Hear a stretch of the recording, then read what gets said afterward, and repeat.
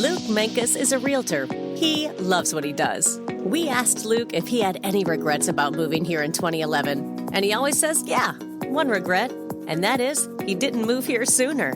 When Luke came here, he didn't know anyone. He didn't know the neighborhoods or anything or anyone besides his daughter, who was 6 years old at the time. So he knows what it's like.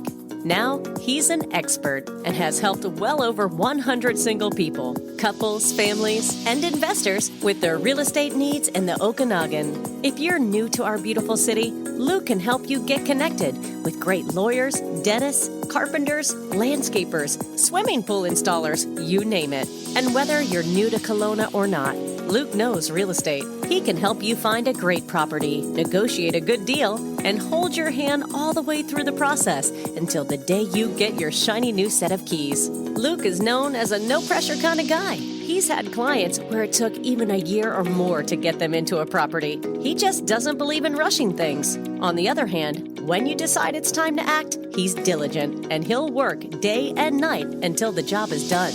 Give Luke Mankus a call or a text message at any time, 778-215-4273. Again, that's 778-215-4273. 778-215-4273 to chat with Luke about real estate. So, Virginia, it's great to meet you. Thank you so much for coming down on a Sunday. And you've got an interesting story. You've only been in Kelowna since April 2018. Yes. But you made an attempt a decade ago. And that didn't work out.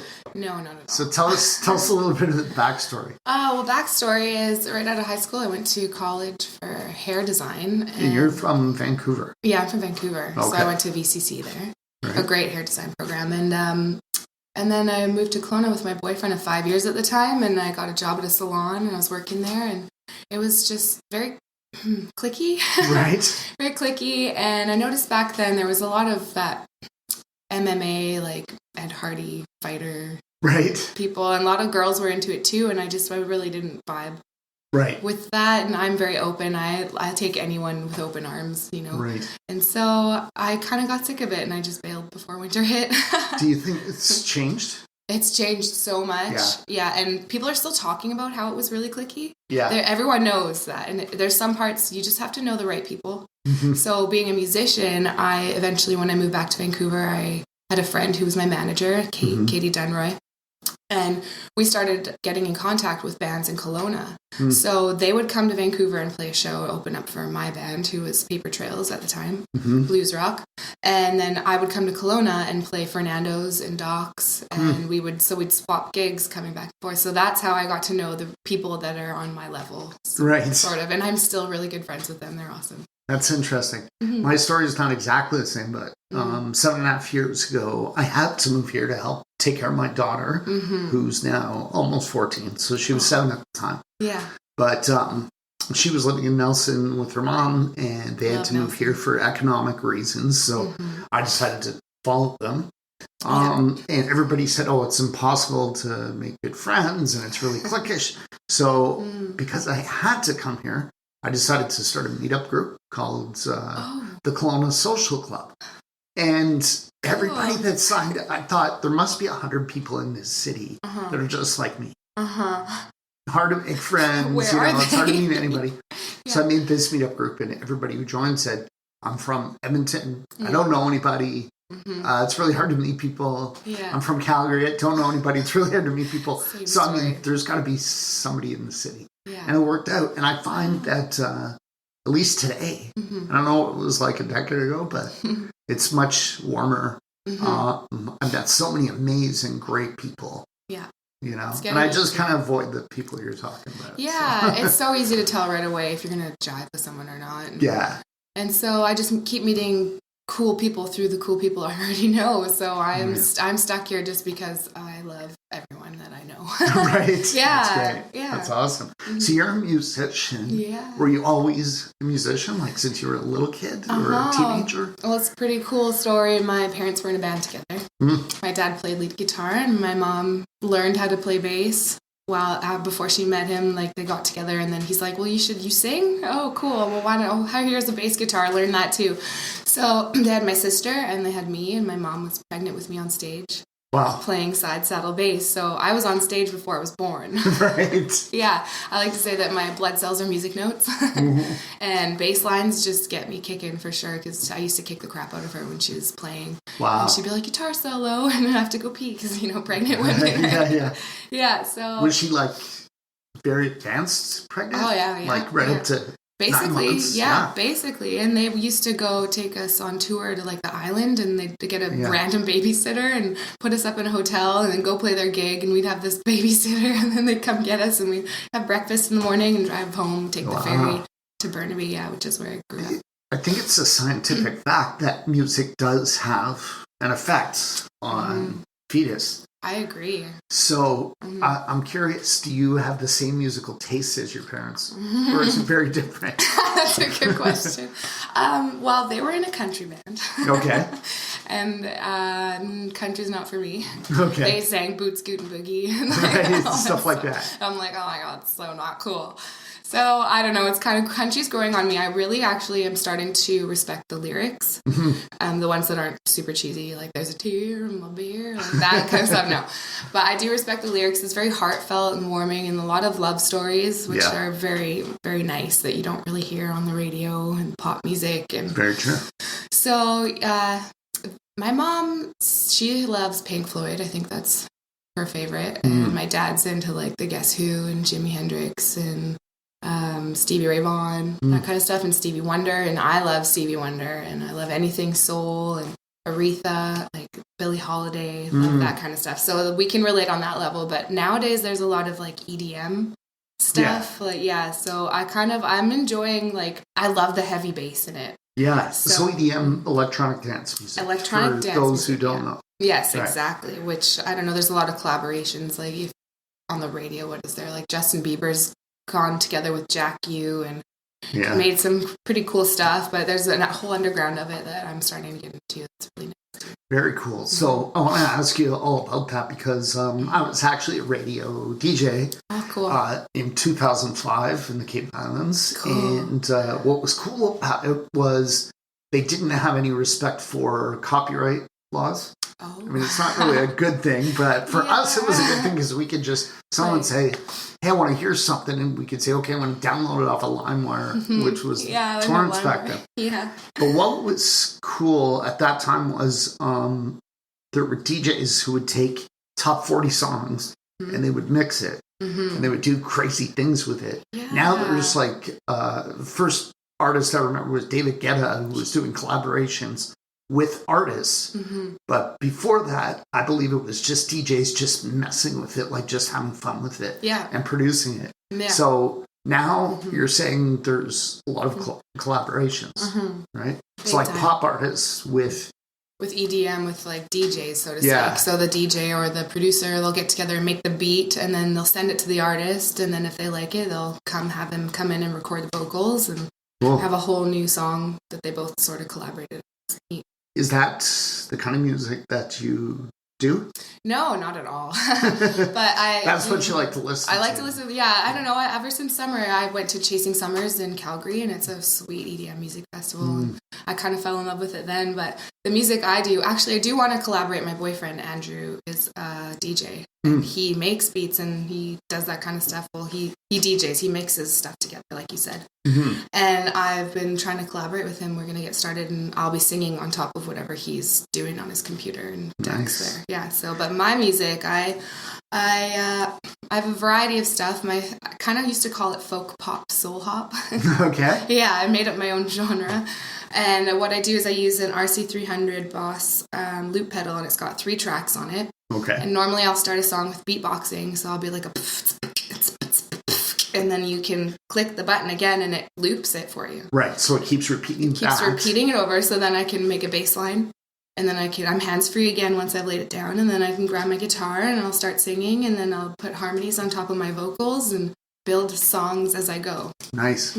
So when you say bass line, do you play bass guitar, or is it all electronic? It's all on my keyboard. Okay. So synthesizer. So that kind of ties into like some of the beat music we were just talking about too. I could go crazy with it. But 3 tracks, that's it? Yeah, there's 3, yeah. But you can continually record over 1 track, though.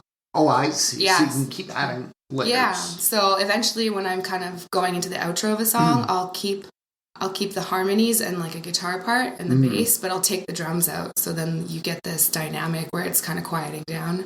And then I can leave it just at the end with harmonies, and then I'll finish the song with the stroke of the guitar. And it's, Right. It's fun. I love it. Very cool. Do you, would you like us to put a track at the end of this interview?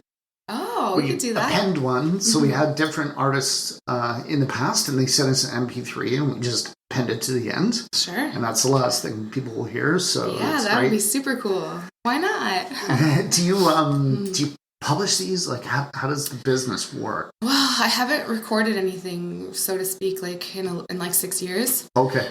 So I had a friend who recommended me to the owner of Arc House Studios. And I've been speaking with him. I went over there and he gave me his hourly rate, and we totally hit it off. And I played a gig for opening up for them. What's their band's name again? We opened up for them at Doc Willoughby's and had a great night. Yeah, so it's a great spot. So they're the people I'm going to be planning on recording with. Okay. Here in Kelowna, and they came from Toronto, just like you, and opened up a studio, and it's not far from, it's like Richter, it's Ellis, and by Knox Mountain in that industrial area. Do you know the name of the studio? Arc House Studios. Arc House. So, okay. Great. I like to put links to everything that we talk about. And I believe Dan is the name of the owner. Right. Yeah. And so mostly what you're doing now is performing live. Performing, yeah. So I plan on recording so that I can have something for my fans to take home. Right. And that's part of the business, because if I don't have anything tangible, then I'm not really going to go as far as I could possibly. And it helps you get other gigs as well, right? Because I can just send off like a bio and some pictures and a sample of my music, and then they can say what they want. So that's where I'm at. Right. So how often do you perform? A lot. Well, at least every other weekend. Okay. Yeah. It's a funny story. I was driving to Calgary with my old roommate, best friend, Haley Hampel. And her and I were on our way. We just passed Salmon Arm, and there was a big accident on the highway. There's this bar not far away from us we remember seeing, and we're stuck in traffic. The road emergency line or whatever says we're not going to be open until 10 p.m. And it was like 4 in the afternoon maybe. So we're like, let's go for Caesar and see if things change. And we go to this place called The Burner. It's like a big old silo looking place, and go order our Caesars and sit down, and there's a piano, and I'm like, oh, that's super cool. So I go and tinker on it. Yeah. And this loudmouth guy, he's my agent now. He's like, hey, you're pretty good at that. Do you want to play me a song? So I play a song, and he's like, wow, I just had someone cancel for Revelstoke's gigs at the Last Drop Pub. 6 gigs all summer last year. Do you want them? And I said, yup. I just moved to Kelowna in April. I met him in May, and I hadn't been gigging for a little while before that, and it was just the thing I needed. So I met him totally by coincidence, and he's been rocking my world with gigs ever since. Yeah, I went on tour, like summer, Calgary and back 4 times. Amazing. So he'll call you and say, we got this gig, do you want it? And that's it. That's it, yeah. And how much is your gear weigh? Like, is it like a briefcase, or is it a lot? There's a lot of gear. My keyboard and the stand are from they're hand-me-downs. So they're old. It's an old Korg, probably from like the 80s or something. Those are great though. Yeah, it weighs like 40 pounds. The thing's a tank. Yeah. Then I've got my looper in an old drum case my dad gave me. We foamed it out on the inside, and now it's all cozy in there, and that probably weighs like 20 pounds. Then I've got my mic stand, my seat, my chair I sit on. I've got my guitar in that case. And then a bunch of chords. And I see. So you bring a mic stand, because I was running a live music place in Nelson for a little while, and we tried to supply everything. I mean, it was really the top bands that would have a lot of their own stuff. Yeah.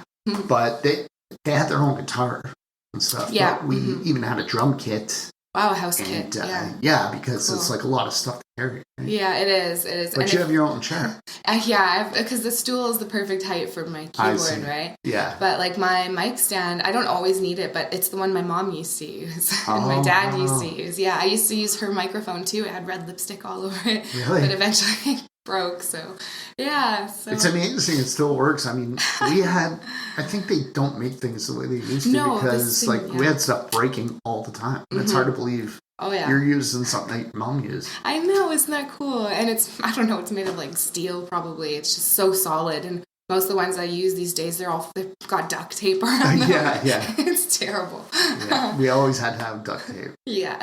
Do your parents still perform, or are they retired? So they split up when I was about 9. Okay. And my mom never performed really after that, but my dad has still been like basically every weekend, and he's been with the same band now for almost a decade, I would say. But I used to go to his practices. He'd take me when I was little and I get to watch them and smell the bar, like, you know what I mean? That old. Yeah. So he's still playing, and his band's called The Nasty Habits, and they play all over Legions in Vancouver. What kind of music is that? It's a lot of British pop, like a lot of Beatles and that. Oh, cool. Yeah, because the lead singer and his wife are from England, so they love that music. And yeah, he's 71 now, and he's still performing. Still killing it. Yeah. Has he heard you? Yeah, he's heard me. Oh yeah. What does he think of your music? He's proud of me. Yeah. Yeah. Yeah. It's probably. Does he like your music, or is it more because it's you? I don't. You'd have to ask him that, and probably a bit of both. Yeah, probably a bit of both. But I have one song, probably the one I'll give you for the end of this session, and he's actually playing lead guitar on it. Oh, very nice. Yeah, it's called Design. You do have a recording. I do. I've got a couple. They're a bit old, but there's something just to share. For sure. Mm-hmm. Beautiful. Mm-hmm. So you did some formal music training. Mm-hmm. So you did Royal Conservatory Piano. 3 years. Yeah. Not too long. Does that involve like a lot of reading music? Yes, it's absolutely. So you sit with your teacher, and she teaches you what note means, when it's on the staff and where, and you know how long you hold it for. And so every day you have to play at least an hour. Wow. If you don't, then you lose it. And I've lost a lot of what I've used to play Rachmaninoff and Bach, and I don't remember a thing now. And so I can sit and read the music, but not like I used to. So with Royal Conservatory, you get tested at the end of every, you call it, like session or semester? Semester, sort of, yeah. You're on a start. So I got to like level 4. So every level you get tested. So you go to like this local, I don't know, it's a big deal. And you get some person who judges you, and you play your best, and you have your music in front of you, and you do rely on it, that's for sure, because you can see what's coming up next. And if you have a coda, and you got to repeat something back, and then all the different language with like louder and quieter playing. Yeah, so it's a language in its own. It's really beautiful and special. And once you learn enough, your fingers just go where they're supposed to, and that's the best feeling ever. That's amazing. Yeah. It's like a language. Would you say that? I learned French when I was young, and I was bilingual, but I can barely speak it now. Yeah. But whenever I've gone to France, I pick it up pretty quick. Do you think it would be similar if you devoted time, you'd start to get it back? Absolutely. Pretty quickly. Yeah, I think so. And I have a friend of mine whose mom is a piano teacher in town, and she just offered me some free lessons because she loved. I played a gig at Redbird Brewery, and she came and she loved it so much that she offered me free lessons to help me get better. And so I think I might actually start getting into doing that again. Nice. So you think it was worth it?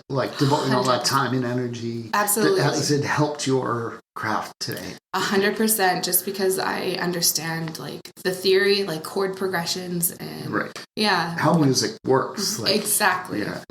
Very cool. So what is SLS? Vocal training? You did that for 5 years. What is that? Yeah, 5 years of vocal coach. So Cecile LaRochelle, she's like an aunt to me. She's my second mom. She teaches speech level singing. That's what it stands for, SLS. Speech level singing. Yeah, so things such as using your voice so as not to harm it in any way while you're going to sing. And a lot of teachers in the past have been very operatic. Yes. And teaching kids, really stretching your voice. Stretching and or sounding like a choir, Yeah. So she teaches you not to change your speaking voice when you go into singing, and all these little tricks and using, it's an athletic ability, singing is. So the more you practice, the more stronger you get. But when people aren't strong and they start to sing right away and they want to belt and they don't have the training, that's when they damage their vocal cords. Interesting. Right? So it teaches you how to start from the beginning and just do all the the practice you can every single, like it's the same amount of time as learning piano. Wow. Every day you have to practice. Can you give us an example? Well, one good vocal warm-up is called bubbling. All right. And it gives no tension on your vocal cords and the right amount of air while you're breathing out. And you just take an inhale and you go.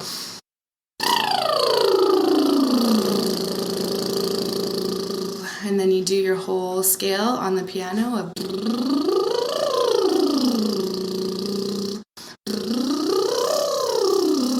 All the way up as high as you can. And what does this do? That strengthens, warms you up, and it has no tension, so you're not pushing, you're not underdoing it. It's just relax. It's a good way if you've had a cold, you can like get back into it, just quietly bubbling. And, nice. Yeah. Very cool. Is she in town? She lives in Vancouver. She lives in Vancouver. Yeah, and teaches out of a studio in Vancouver. Do you still stay in touch with her? A little bit, yeah. We say hi once in a while. Oh, nice. Nice. She was there for me through a lot. Like when I was recording with my last band, Paper Trails, the day before we went to record, I snuck right in there and I was like, I need your help. I'm doing this song tomorrow. And we went through the whole song. And my favorite part was that she was shouting emotions at me for the parts I was singing. She's like, she would throw excitement, and then all of a sudden I would have this more emotional response to what I was singing. So she's a great coach. Oh man, she is a great coach. Yeah, amazing. Highly recommend her if anyone's in Vancouver and wants vocal lessons. Right. Yeah. Fantastic. So I don't know how you feel about being put on the spot. If you would sing a little verse for us, I'd love it, but it's up to you. All right. Let me just think for a second here. Do you want an original or a cover? Whatever you would like to share. Oh, great. Okay, well, there's one I sing at weddings often, and it's not my song. It's actually a Destiny's Child song. Okay. And I just it's so sweet and lovely, and so it's a love song. It's like a inspirational song. Okay. Yeah, and I really like the flow of the lyrics and stuff. So I'll just kind of. Okay. Woke up and realized this world's not so bad after all. Looked at it through a child's eyes, and I saw these beautiful things that you never think about, like the ocean, moonlight, stars, and clouds. It's amazing how we don't appreciate our blessings. There's plenty of people who don't like me, but there's 10 times more who love me, and I love myself. Sometimes it gets tough, but I don't give up, just take a deep breath, close my eyes, feel the love, and give a smile. That's so great. You have such an amazing voice. I'm glad I asked. Yeah, I don't know. I used to sing that to myself to sleep, and it would be like my little prayer before I went to bed. Yeah, and it's just stuck. So whenever you felt like stressed out, or yeah, I sing myself to sleep ever since I was a kid. Very nice. I think I would practice like that, but that song is like a dear one to just a cute little dad. When did you first hear it? I was a teenager. Was it on the radio? No, I was listening to the full Destiny's Child album. Okay. And it was one of the very last songs, and it was so uplifting. It just touched you, yeah. Felt like a big choir or something, you know? Yeah. I think that'd be lovely to hear with a big choir of people. It's pretty interesting. How music touches us, you know? Oh. Do you have any other favorite songs from your youth that you can remember? I used to love Incubus and No Doubt and Sublime. Those were like my alternative rock was like a big one. Yeah. But I used to, who was it? Mostly Incubus, I think. And anything from Morning View soundtrack, I Wish You Were Here kind of stuff. And what do you listen to these days? Is it mostly EDM?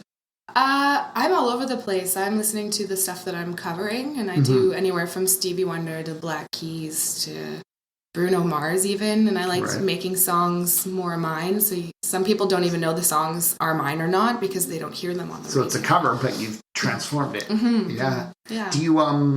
Do you decide what songs you're going to perform at these gigs? Yes. Okay. Yeah. So nobody tells you, hey, you're coming to Golden, we want you to play this set. I've been asked requests, but I've also heard that some demographics in some bars like would prefer certain songs over others. Like I'm not going to go to a country bar and not sing country, but although I don't, but I wouldn't, I wouldn't be surprised if they booed me off stage, you know? Yeah. I'd be like, play some country, and I'd be like, you're trying to play for your audience. Yeah, it's exactly. still within your Yeah. catalog. Of, Yeah, I just get to choose stuff I like, and that's the freedom of it, because even though I do play the same songs over and over, I do 3 sets of music usually, so that's 3 45-minute sets. And you take a break. And 15-minute break in between, but I have to like the songs I'm playing because I play them over and over and over, and so I get to choose them, and that's the freedom of it. Very cool. Do you typically have other musicians with you, or is it solo? It's just solo right now, but I do plan. I've got Banff gigs at the Rose and Crown in April, June, and November, and I need a band for it. So A full band. if there's any musicians out there, I'm looking for a drummer, bass player, maybe just 3 of us, and we'll go. Yeah, so is that because that's what they want? Or that's what they want. That's what they want. Yeah. But I want a band again. I miss having a band and collaboration. There's something collective. special about it. Oh yeah, hugely. But so that's in my future for this year as well. And so, because you're solo, are you driving yourself? Like you just drive around, throw your gear in the back? Yeah. It was a lot of that in the summer, and I didn't know where I was going, and really? all by myself. Yeah, well, I had Google Maps, but it's like I drove into Radium Hot Springs, and I'm like, never been here before. Right. All by myself in Vermeer, never been here before. Hopefully, this is the right place, and that was so freeing. That I love that feeling, just loading my gear, getting my stuff together, hitting the road. Like, oh. Is it generally safe for a young woman to do that? Probably travel? not, but I don't know. I feel safe. I've never felt threatened once, and I don't make any stops unless they're at a gas station or something in between, right? And I don't ever drive at night. Right. No, I don't like that. That's smart. Yeah, and I'm always put up in a hotel, and usually it's very close by. So and the owners, the managers know where I am, that I've been at the bar. They know that I'm going to the hotel. Yeah. So, and then I have friends and family at home that I contact and say, hey, I've made it. I'm at the hotel. I'm going to bed. Right. Yeah, so I do try and play it smart. Of course. So when's your next gig? Next gig is in Revelstoke at the Last Drop Pub, and that's February 22nd. And it's an après-ski thing, so people come off the mountain. Mountain closes, and then they come in, they have drinks and food, and I play from 6 to 8:30. And my agent, Steve, just called me a couple days ago, and he said, I'm also going to be playing, it's pretty cool, I think it's the Blue River Heli-Ski Resort on February 25th. Nice. So that's going to be, I've never been there before, and apparently it's all razzle dazzle. So that's fancy. Yeah, it's a fancy place, so I'm excited to be playing there. I don't have any Kelowna gigs booked up. I think I'll be playing Redbird again soon though, in a few weeks. So yeah, wonderful. Was there anything else you wanted to cover, like to discuss? Not really. I guess if anyone wants to check out, I have a little YouTube channel, but it's just me. Okay, we'll put links for that. Tell us what is it's just YouTube channel. Miss Virginia Rose. Miss Virginia Rose. Okay, we'll put a link to that. I don't know if you've seen the app, but like you can actually tap on the links because you know if something's on the treadmill or if they're driving, they don't want to stop and write something down. Right, exactly. So they just tap on it, it'll open up your YouTube channel. Perfect. And that's awesome. Yay. Great. Thank you. Well, Virginia, who would you like to nominate to come on the show? I would like to nominate my best friend, Haley Hampel. Haley Hampel. How do we spell? Hailey. And last name? Hampel. And what does Haley do? Haley, well, not only did she help me, I lived with her in April.